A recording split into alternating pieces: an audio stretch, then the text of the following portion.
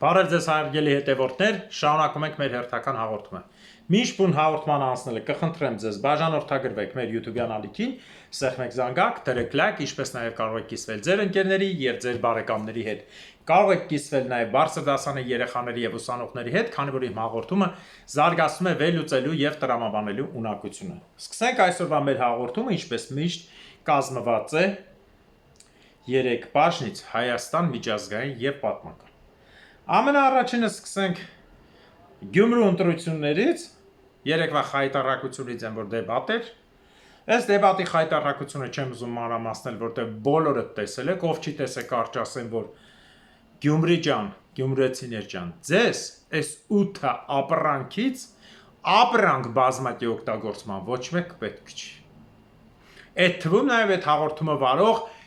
մի քանի հազար անգամ բազմակի Դոդի կողմից օգտագործված եւ ծակած Նիկոլին հանձնած Պետրոս Ղազարյան։ Ուրեմն սկսվեցին փոխանակ Գյումրու մասին խոսեին, սկսեցին մեղադրանքներով կուսակցական Էնի Քոչարյանի համար Ռուբոն հետևը ճղեց Armenia TV-ի պրոդյուսեր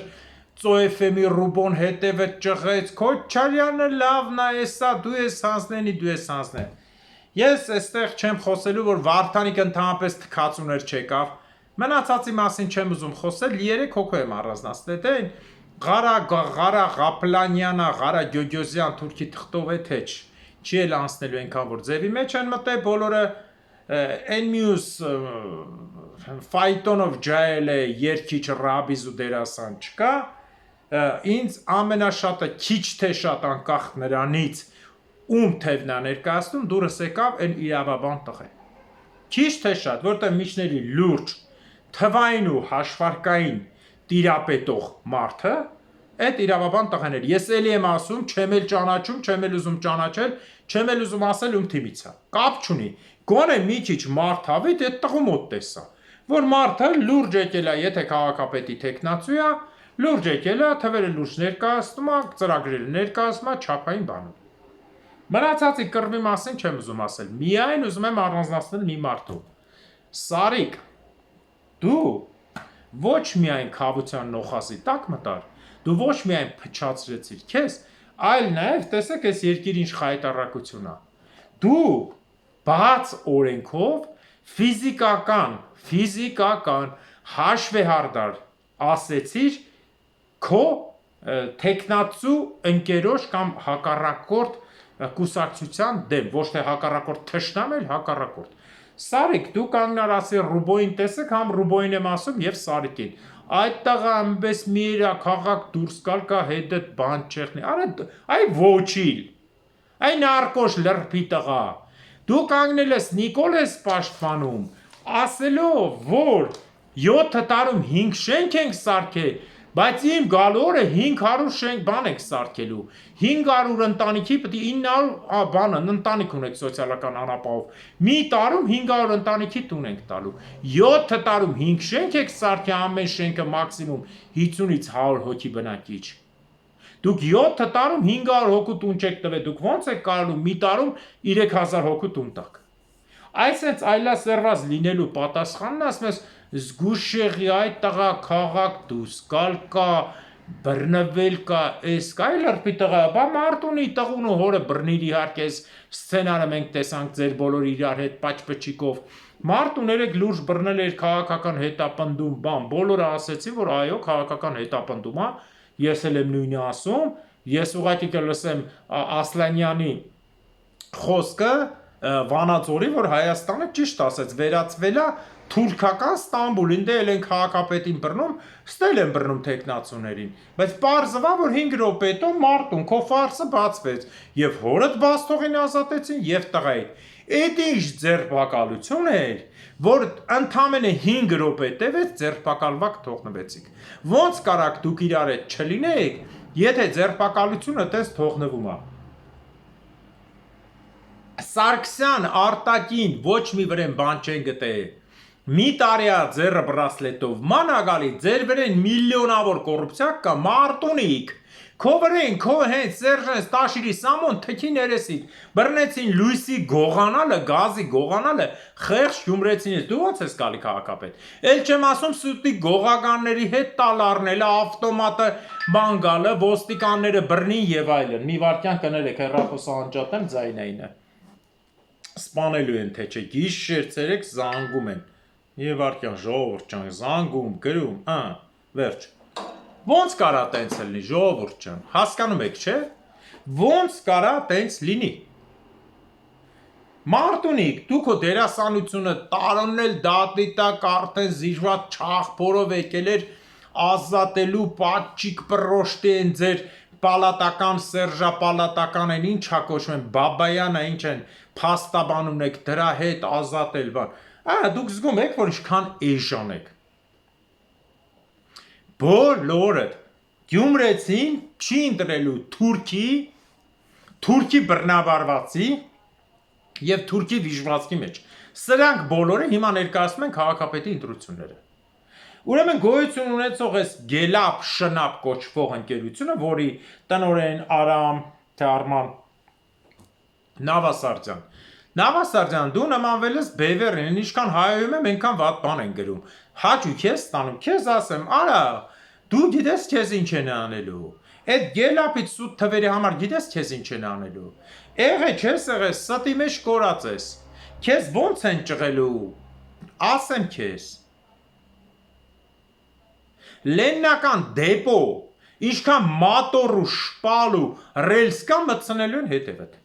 Գրելա, որ ամենահավանական թեկնածուն էդի սարիկնա 21%-ով կանցնի 21-8%-ով։ Հետո Վարդանիկը։ Այն Վարդանիկը, որ բոլորի հետ խախտալով իբր կոմունիստը, ասում է ես փող եմ աշխատել կոմունիստների ժամանակ, մեկը չի ասում, լրպի տղա, կոմունիստների ժամանակ դու ոնց կարա փող աշխատեիր։ Այսքան տարի տնօրեն եմ եղել զավոդի, հա։ Ոչ մեկ չի ասում կոմունիստների ժամանակ փող աշխատելու համար քեզ չասեմ ինչ կանեի։ Դերի մեջ ամեն մեկը մի բան, մի խոսքով, գյումրեցիներ ջան, երեք դուք ձեր ձեռով տեսաք, ձեր ականջով լսեցիք, ձեր աչքով տեսաք, սա կասեն ձեռ չի աչքա, կներեք վրիպակի համար, որ ինչքան լրպի տղա կա եկել է Գյումրի։ Այն մեկը ասում է ես որոշել եմ 10 միլիոն դոլար ներդնեմ, բայց որ անձի չընտրեն չեն ներդնեն։ Այսինքն դու քո գյումրեցու հետ չես, էլի ընտրեք ներդնեմ, չեք ընտրե չեմ ներդնեմ։ Բա որ ընտրեք ներդնեմ, չեք ընտրե չեմ ներդնեմ։ Թուրքի փաստաթուղթը ձեռդ ինչի ես ելել դուս։ Մեկը վաբշե Լևոն Բարսեղյանը,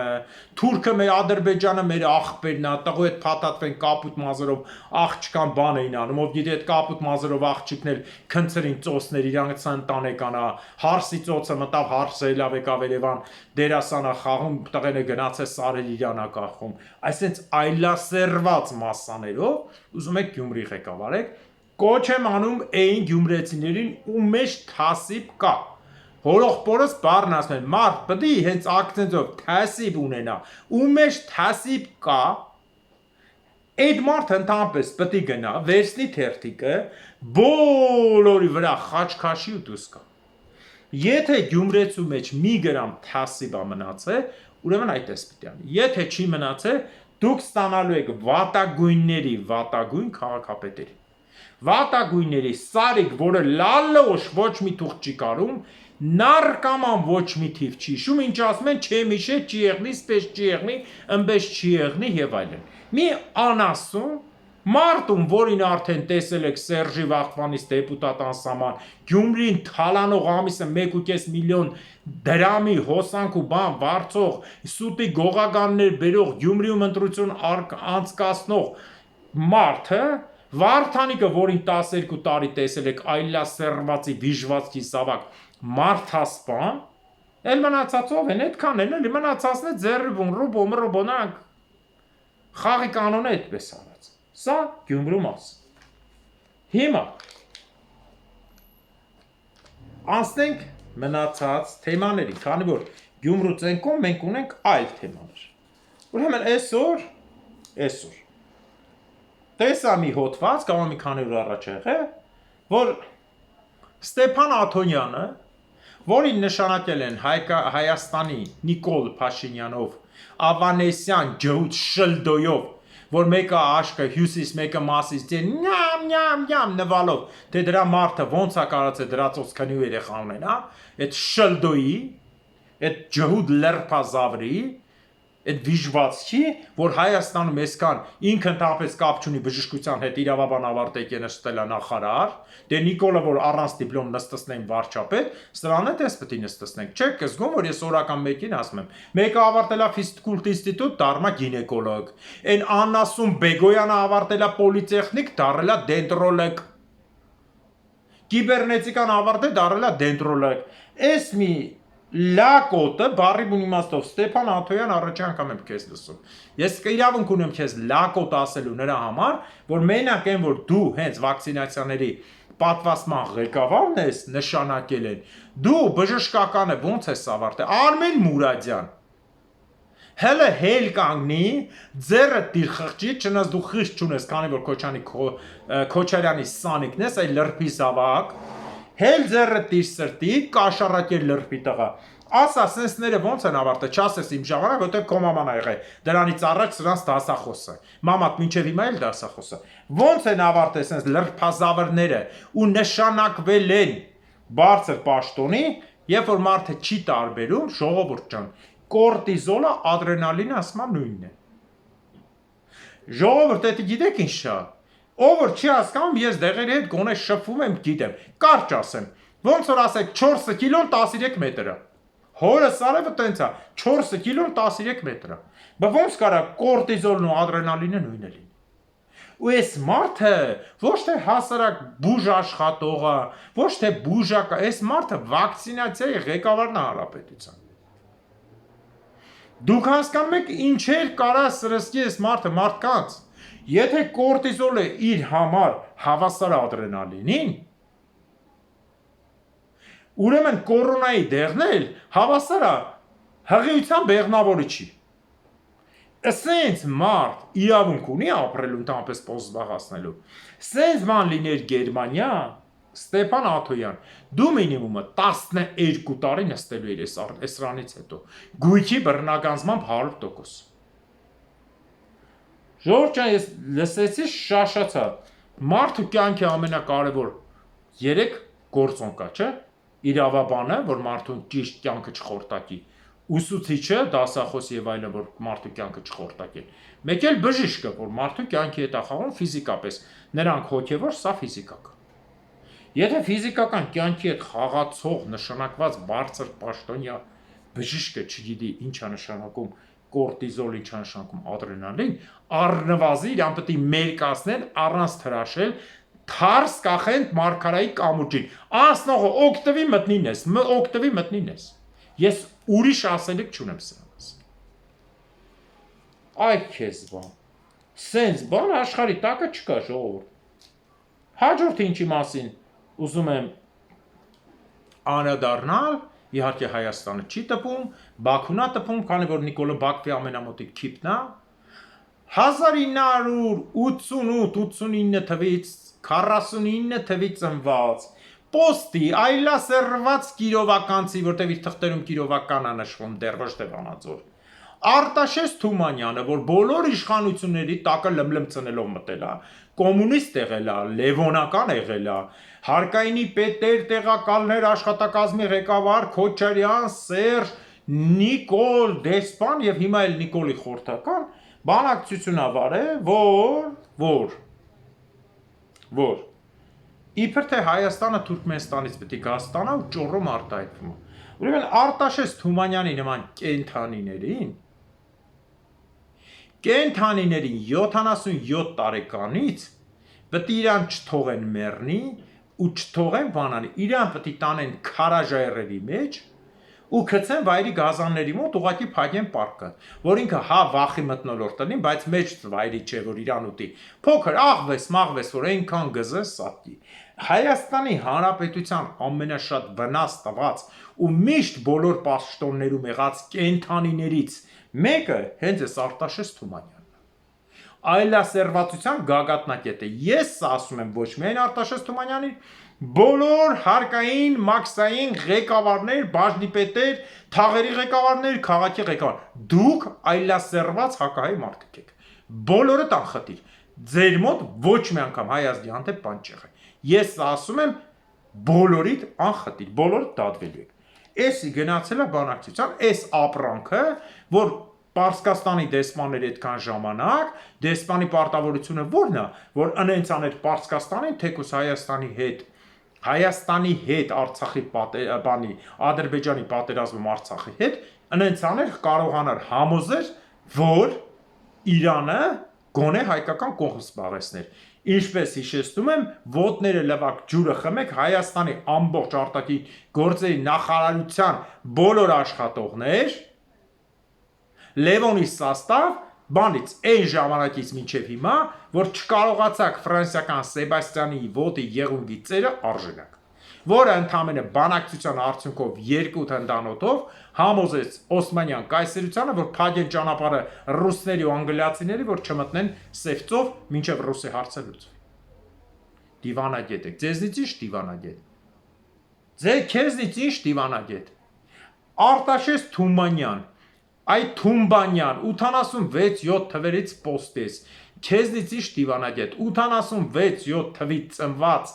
կնոջ կամ տղամարդու երեխան այսօր բանակում ածառայում։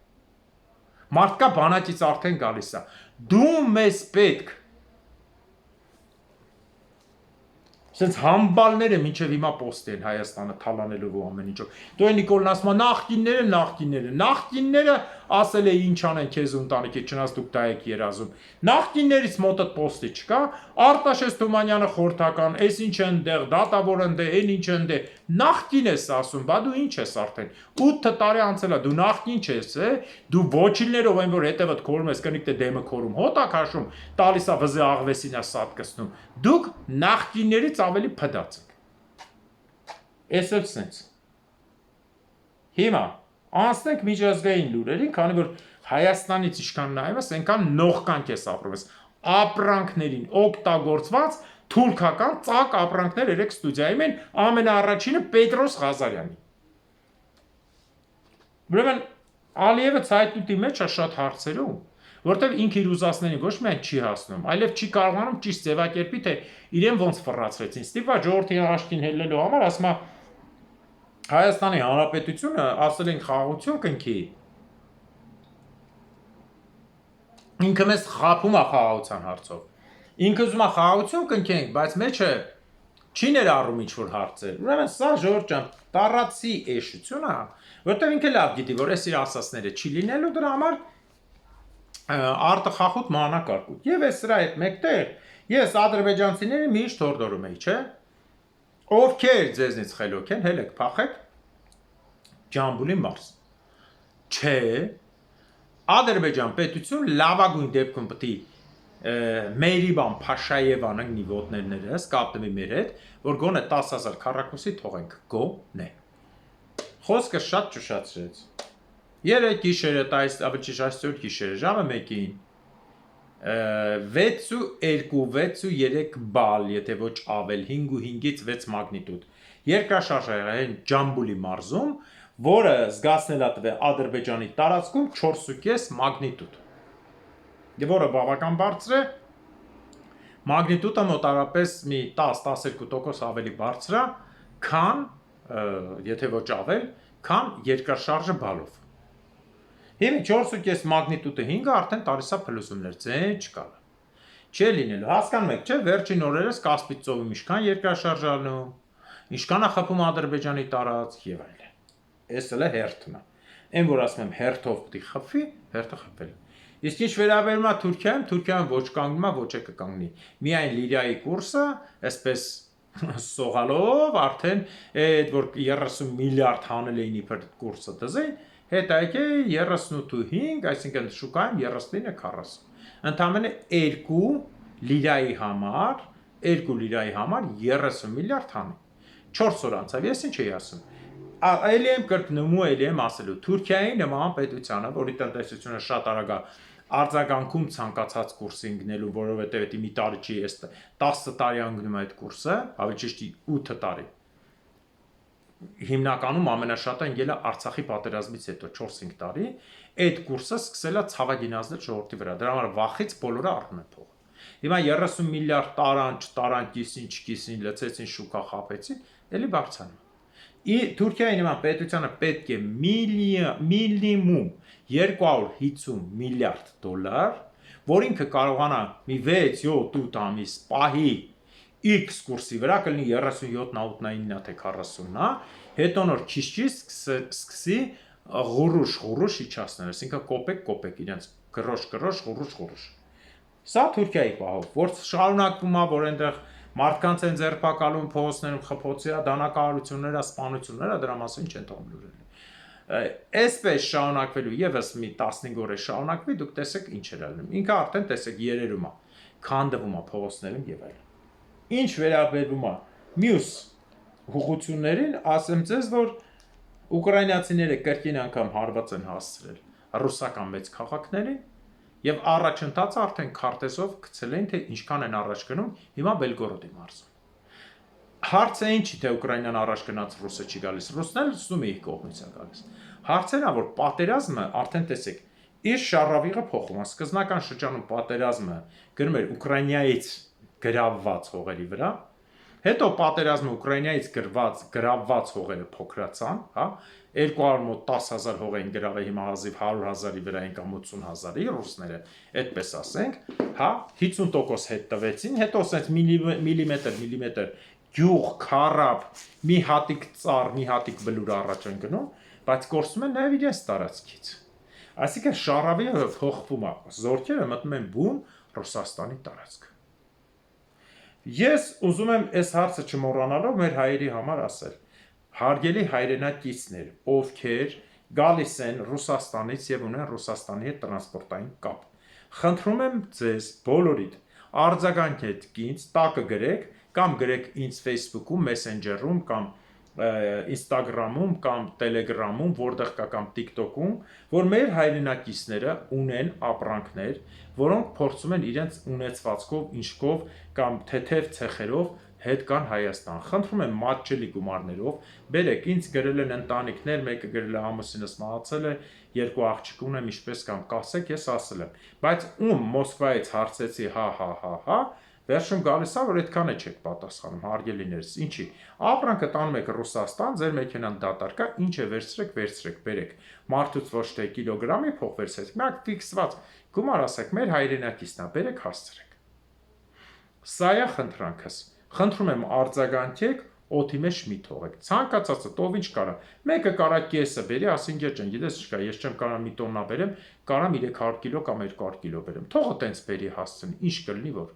Մեր հայրենակիցներն օգնեք կա։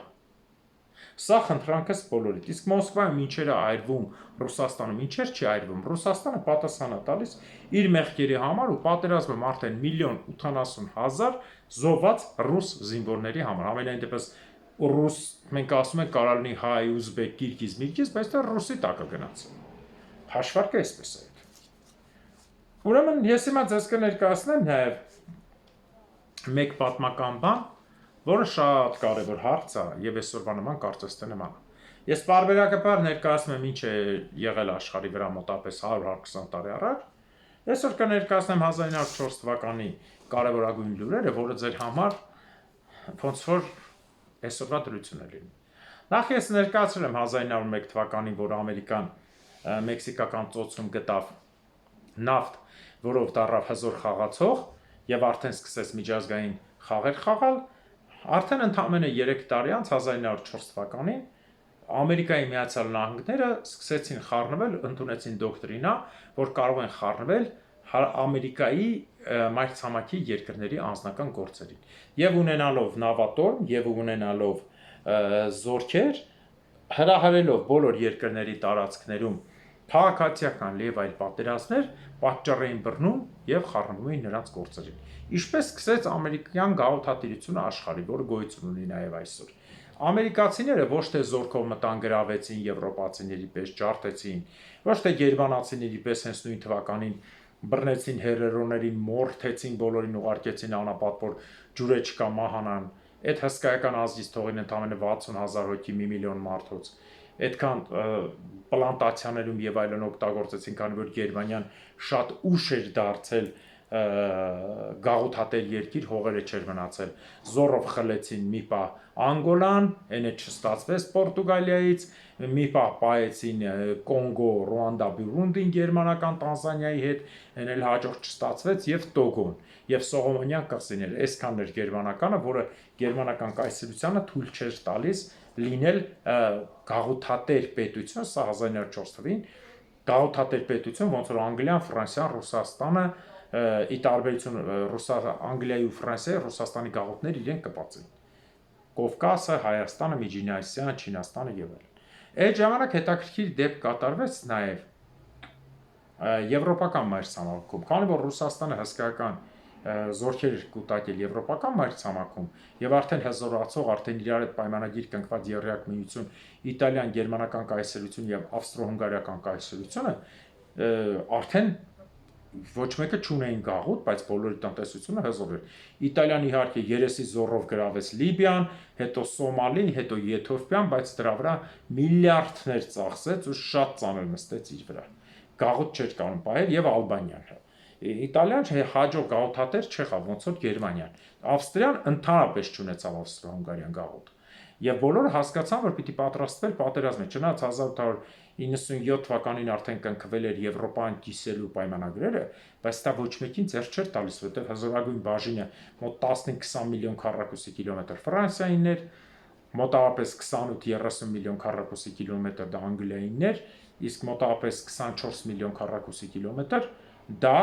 Ռուսաստանինն էր, չհաշված Իսպանիան թուլացել էր, բայց իսպանախոսների թիվը հսկայական 22 միլիոնի վրա էին, մոտ 15 միլիոնի վրա ներողություն, Պորտուգալիան թուլացել էր, բայց պորտուգալախոսները մոտավորապես 12 միլիոնի վրա էին, այսինքն հասկանում եք, չէ՞, Ֆրանսիան, Անգլիան հիմնական խաղացողներն են, նրանք թուլացել են, բայց Ամերիկայի երկրները, քանի որ անկախացել էին, արդեն ամրանում էին իրենց անկախության շնորհիվ, արդեն դիրքերը գցել էին, Պորտուգալիան եւ այլն արդեն հանձնել էին։ Մնացել էր մի քանի երկիր, որ հանձնեն, որը հետո եղավ Անգոլա, Մոզամբիկ, Սանտոմե Պրինսիպի եւ այլն, այս փոքր երկրներ եւ Գվինեա Բիսարու վերջում ամենավերջինը հանձնեցին Մակաո Աումինը, որը ընդամենը մի փոքր քաղաք է, 27 քառակուսի կիլոմետր էր, հիմա արհեստական կղզիներով 30 քառակուսի կիլոմետր, Գյումրուց է փոքր քաղաք, բայց 800,000 բնակչությամբ, շատ խիտ, միջին ամենացածր շենքը 50 հարկա եւ ամենամեծ կազինոների եւ այլի տեղնա Չինաստանում ինքնավարության տակ։ Սա թողնենք, հիմա ասենք Ռուսաստանը հասկանալով, որ իր ամենամեծ վտանգը ուժեղ գալիս է Եվրոպայից, իսկ Ճապոնիայի հարցում Ռուսաստանը միշտ վերաբերվում էր զեկուցում են, թե այմարտ ասիական հետամնաց երկիրը քեզ ոնց հաղթի, այմարտ ինչ ուզում ասի, բայց Ճապոնիան նոր արդեն աճող էր, Ճապոնիան այն երկիրներ, որ վերցրեց եվրոպական բոլոր նորամուծությունները, սկսած մեքենաներից եւ այլն, սկսեց ինքը նոր սարքել ինքնաթիռներ, սավառնակներ, տնտեսություն, կրթություն, Ճապոնիան բավական զարգացել էր, բայց որպեսզի երևար Ճապոնիայի հետ հաշվի նստեն, նրան պետք էր պատերազմ որևէ հզորի մեջ։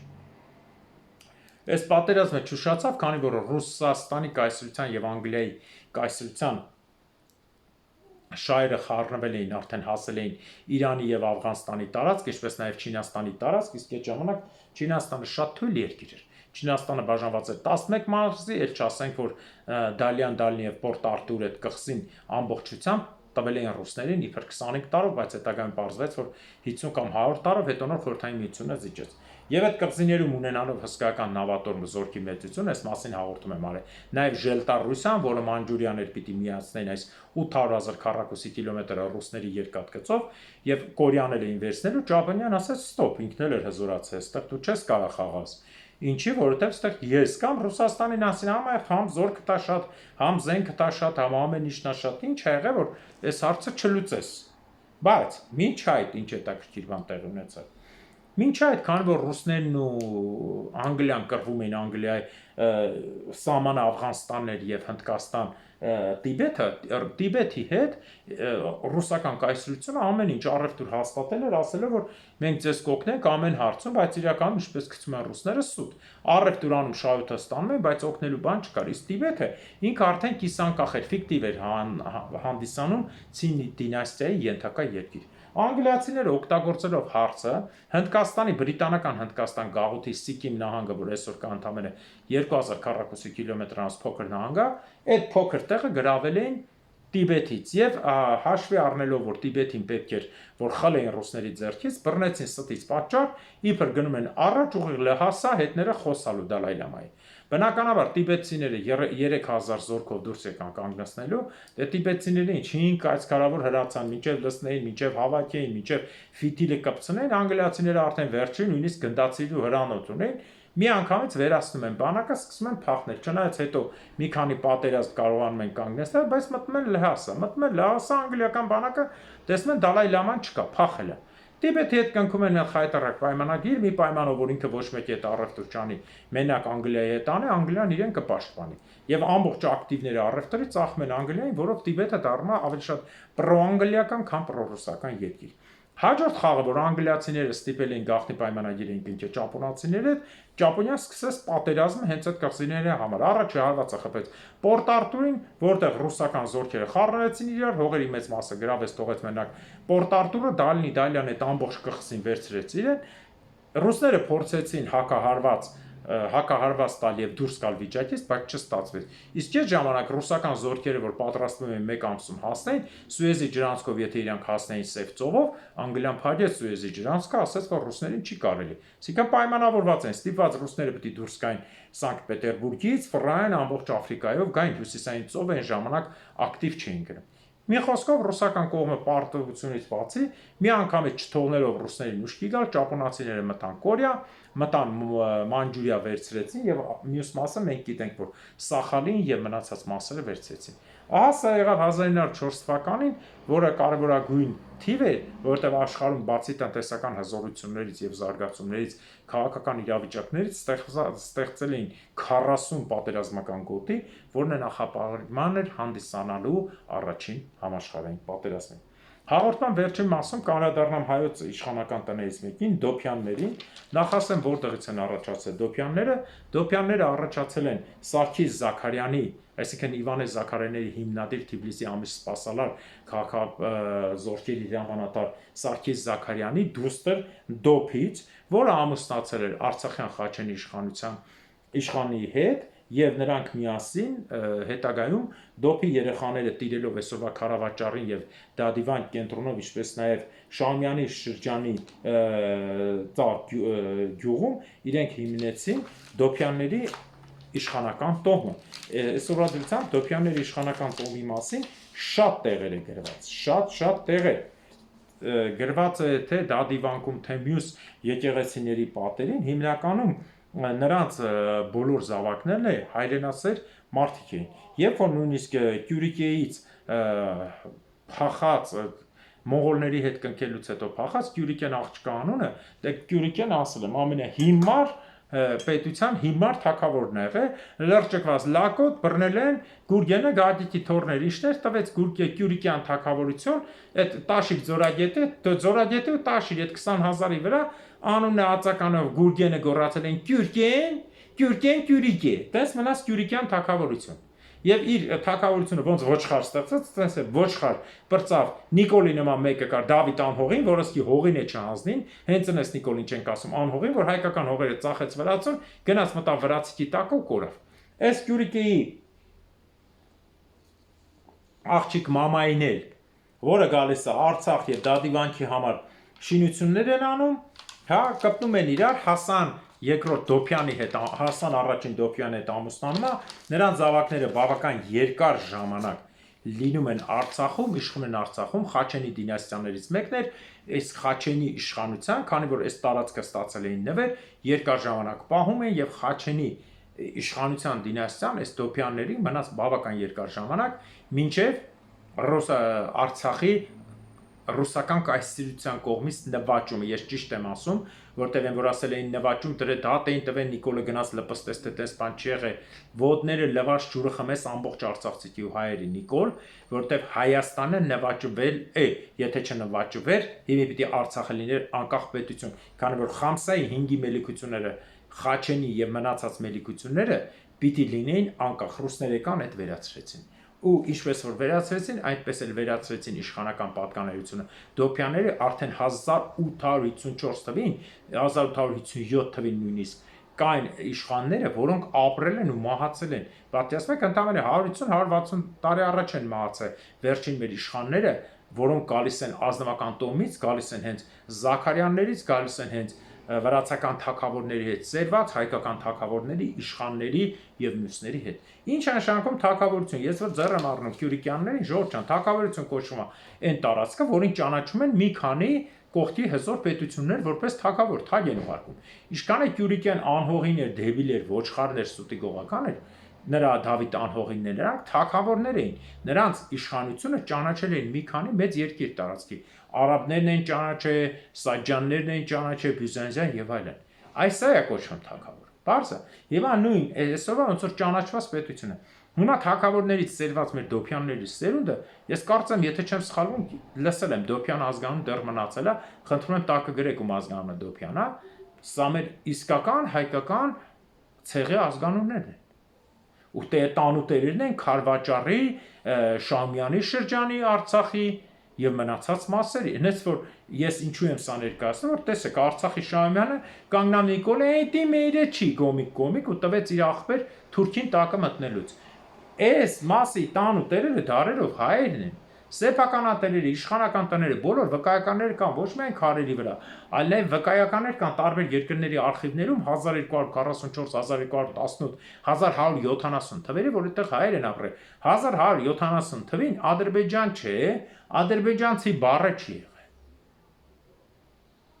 Այո, հասկանում եք ասածս ինչա։ Դրա համար մենք բոլորս պիտի հասկանանք, միշտ իմանանք պատմությամբ, որ հայերը դա մեծագույն արժեք են, իմիջիալոց ես այսօր գցել եմ 3 գիշեր էի գնացել երեկոյան Ռոդ քաղաք, որտեղ էլի քաղաքային ամրոցի կենտրոնական շենքի թագավորական կայսերական պալատի վրա, որպես 100-ամյա պատերազմ կանգնեցնող եւ տեղում հաստատված գծված էր հենց մեր Կիլիկյան առյուծները։ Այդ կարող եք նայել, ես 7 րոպեանոց ման եմ գցել, այնպես որ ամենտեղ մենք կանք, բայց վախեցած չգիտես ինչի չենք ասում, մի մասը դառել են ու դել խմել է դա կյանքը տենց ոչխար որ գրամոլ, մյուս մասն է փող տվեք, գնամ մեկի ծոցը քնեմ, ելեմ գնամ։ Այդ